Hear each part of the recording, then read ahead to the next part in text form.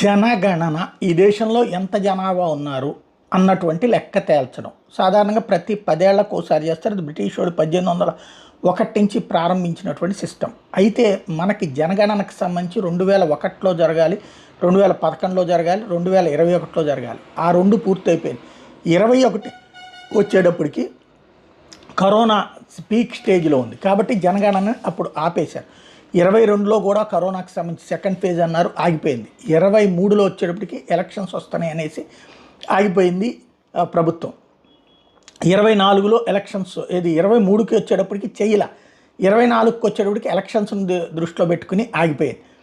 ఇప్పుడు చేయాల్సి ఉంది, ఈ రోజు వరకు చేయట్లేదు. ఇప్పుడు బడ్జెట్లో దానికి కేటాయింపుల పరంగా చూస్తే చాలా తక్కువ కేటాయించారు. జనాభా లెక్కల సేకరణ కసరత్తుకి ఈసారి 574 కోట్లు కేటాయించారు.